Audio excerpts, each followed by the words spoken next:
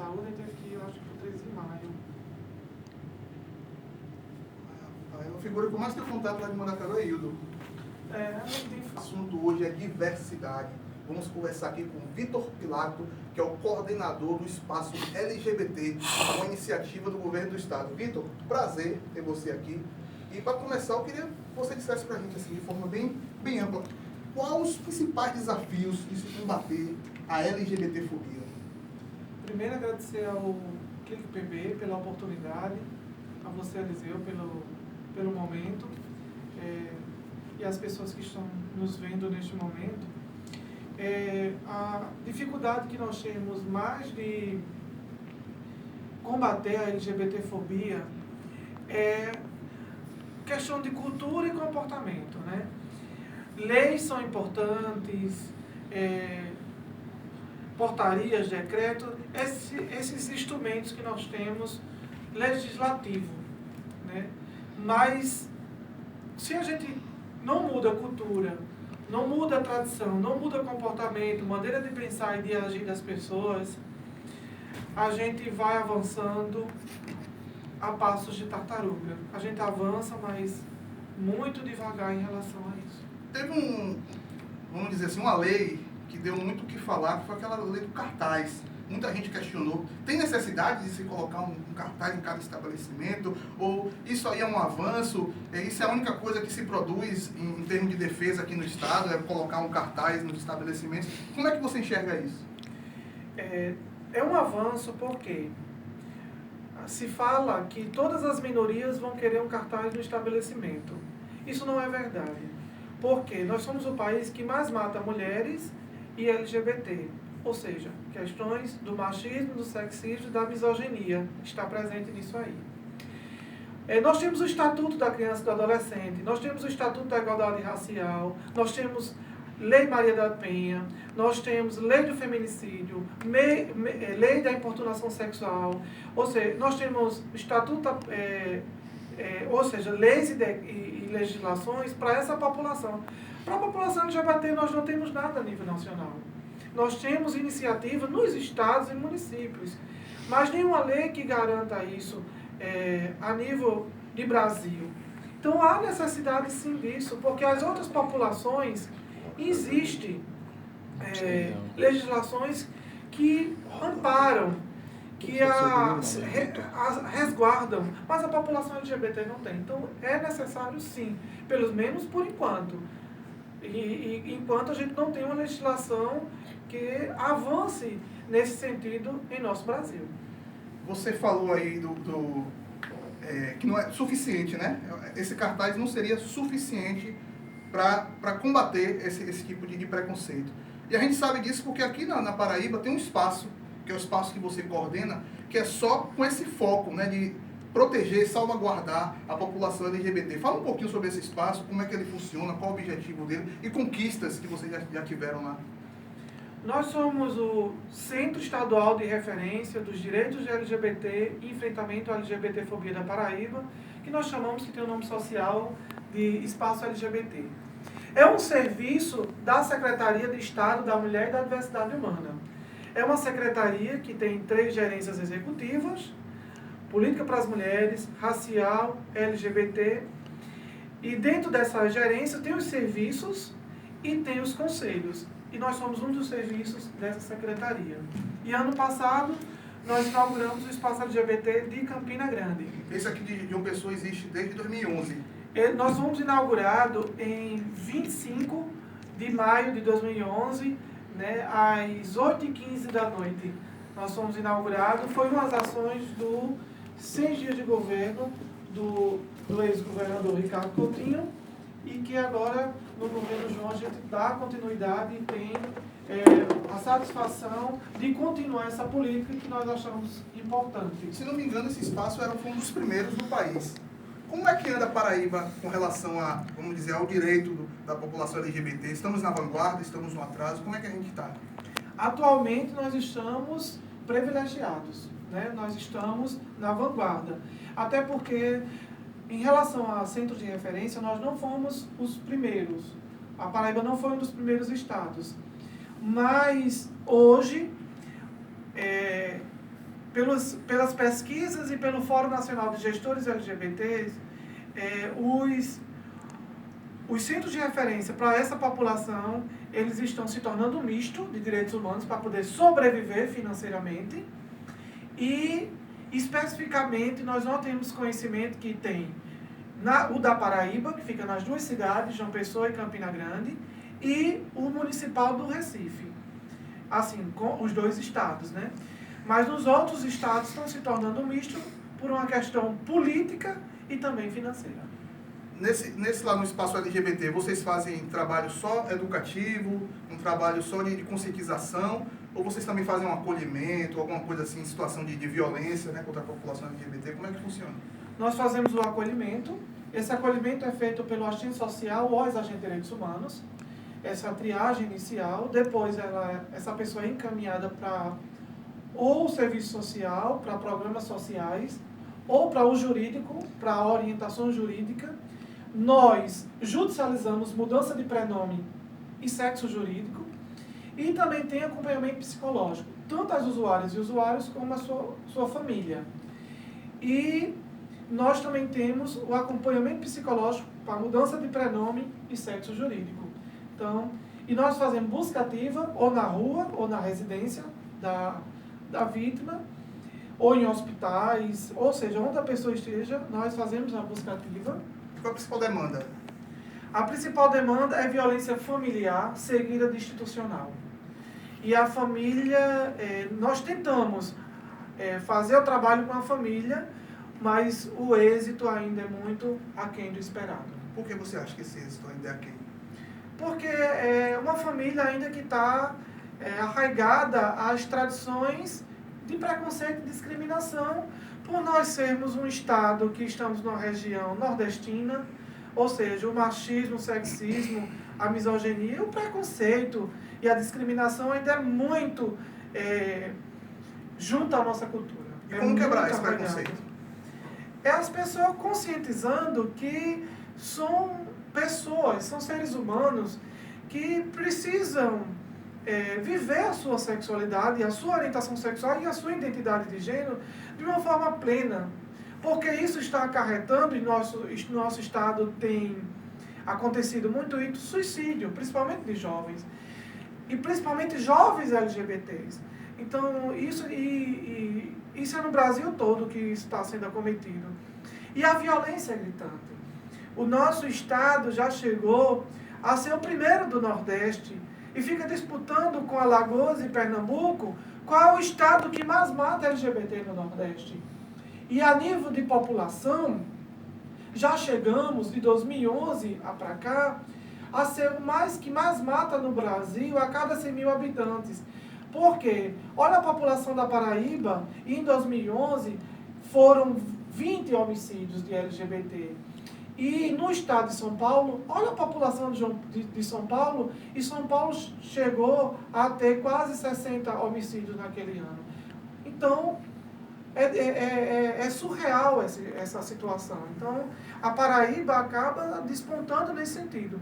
Apesar de que, na Paraíba, nós estamos vindo num declínio de mortes da população LGBT de 2011 a 2019, nós temos tido um declínio. Até porque, na Paraíba, de uma forma geral, o CVLI tem tido declínio. Ou seja, os crimes violentos, letais, intencionais da população da Paraíba, ela tem diminuído. E isso tem tido impacto também na população LGBT. E como é que acompanha esses dados aí? Vocês têm alguns dados, você recebe da Secretaria de Segurança? Isso existe no Brasil, essa quantificação dos crimes contra a população LGBT? Ou é uma coisa que só existe aqui no estado? Nós temos conhecimento que só a Paraíba, de uma forma institucional, governamental, é a Paraíba que faz esse levantamento. Quem faz esse levantamento a nível de Brasil pela mídia, ou seja, rede social, sites, portais, entre outros, são o GGB, o Grupo Gay da Bahia, faz esse levantamento muito antes. O MEL, o Movimento Espírito Lilás, faz já pegando do GGB a partir de 1990. E nós, quando assumimos o governo em 2011, nós temos a cada ano melhorando a ferramenta da subnotificação. Cada ano a gente vem vendo que precisa de uma ferramenta a mais para não ter subnotificação das mortes da população LGBT.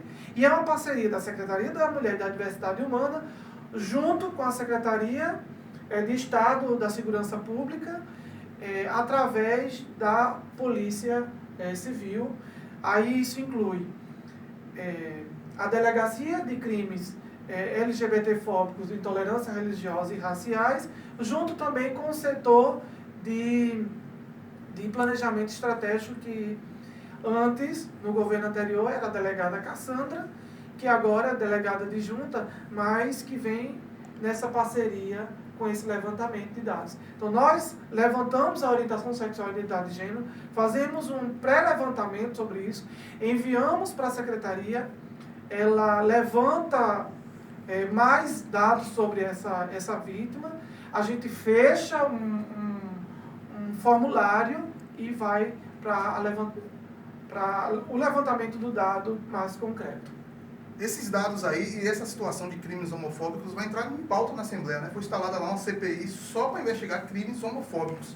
Como é que a população LGBT recebe uma notícia como essa?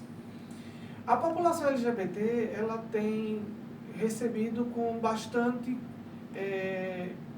êxito essa iniciativa da deputada Estela. Então, eu espero que a gente possa, no final desse processo, a gente ter um relatório bastante constante dessa CPI, porque a CPI é para isso, é para levantar dados, escutarem as pessoas, escutarem os entes envolvidos, movimento social, poder judiciário, poder legislativo, poder executivo, escutar todos os atores e atrizes que estão envolvidos nessa situação e a gente fazer um relatório, porque tem muitos casos na Paraíba que precisa de resposta. E a gente deve, enquanto instituição pública governamental, dar essa resposta a essa população. Porque tem casos que a gente só teve, por exemplo, o cabo da PM que foi expulso, inclusive ele já era da reserva de Patos, que fez um serial killer de mortes, ele só foi condenado até então por uma tentativa de homicídio, mas ele tem de 4 a 5 homicídios da mesma forma. Ou seja, quando a gente fala de serial killer é porque tem aquele mesmo modo operante. Então, é isso que a gente precisa dar uma resposta à sociedade. E outros casos que a população LGBT foi pega no local, foi desovada, geralmente aqui, quem é de João Pessoa e região sabe que a Praia de Jacarapé tem sido esse espaço, e isso também tem acontecido com a população LGBT. A gente precisa dessa resposta e esperamos que seja através da CPI. Ô Victor, com relação a políticas públicas do Poder Executivo, na área de habitação, em qualquer outra área, existe hoje aqui no Estado alguma política que garante direito, vamos dizer assim, uma preferência da população LGBT? Eliseu, é muito importante essa pergunta, porque desde 2011 que a gente vem implementando essa política. A criação do espaço LGBT, a criação do ambulatório TT, de saúde integral para essa população, que na época foi o primeiro do Nordeste a ser criado. Nós temos as celas para LGBT no sistema prisional. Nós temos leis, decretos dessa população, que garanta os direitos dessa população. Nós temos o espaço LGBT de Campina Grande. Nós temos a delegacia, que nós mantivemos a continuidade dessa política da delegacia. Ou seja, nós temos várias situações em relação a isso. E outra coisa, como você perguntou em relação à habitação, nós temos conseguido inserir pessoas LGBT em situação de rua, né? A gente criou 3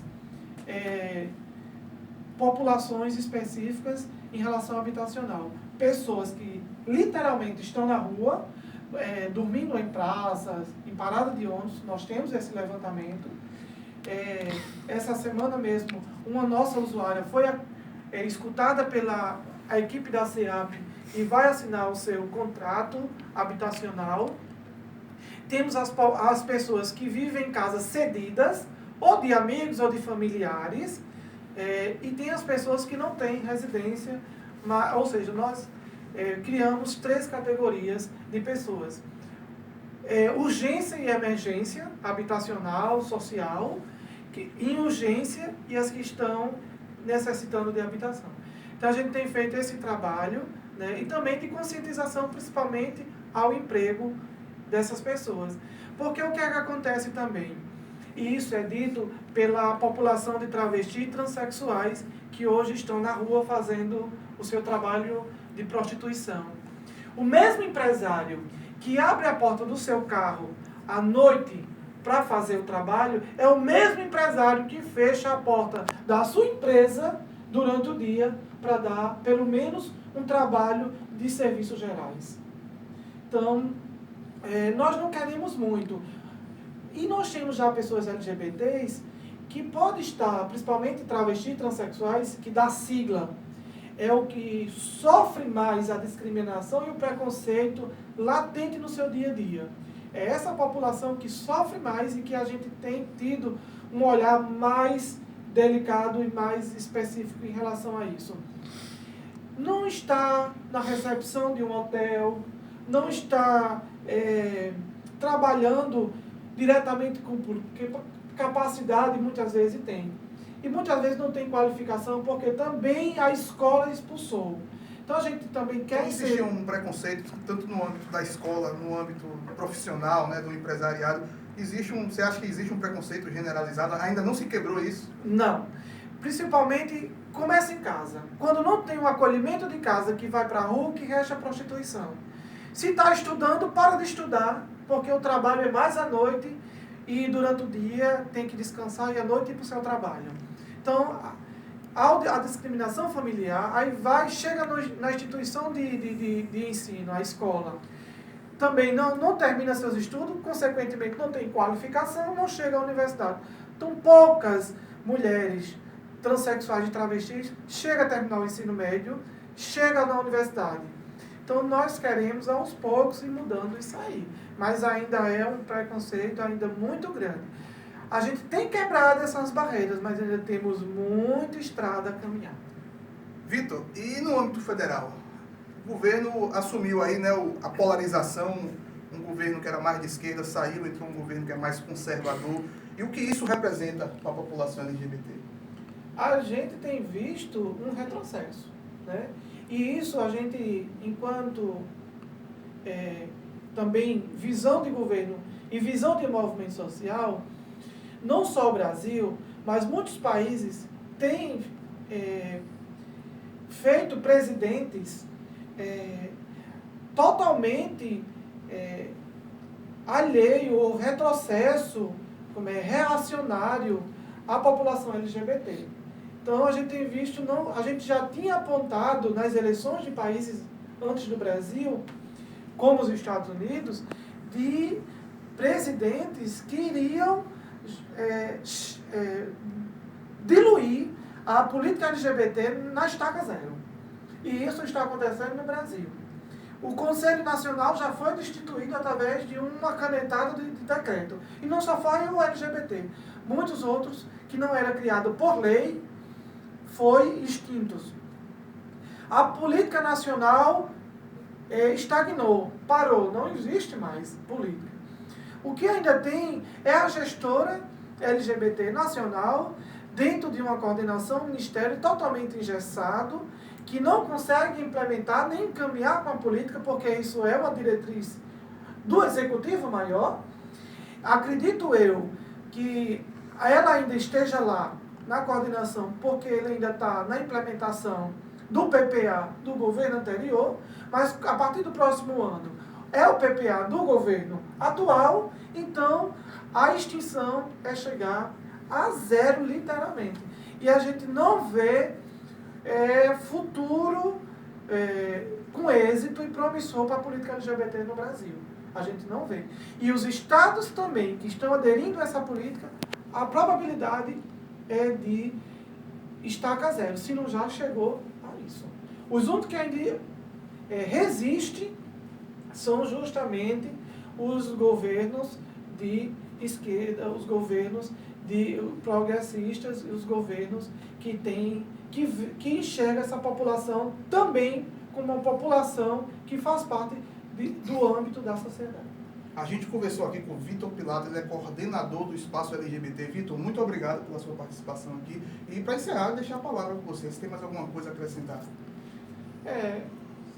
Só agradecer o espaço, né? É muito importante a gente estar falando sobre esse tema, porque ainda tem muitos a caminhar, a avançar em relação às políticas identitárias, ou seja, da política LGBTQI, e nós temos muitos desafios à frente, né? Tanto na implementação da política como na mudança de comportamento das pessoas. A gente precisa abrir mentes e corações para um futuro melhor. A gente fica por aqui. Até a próxima. Valeu!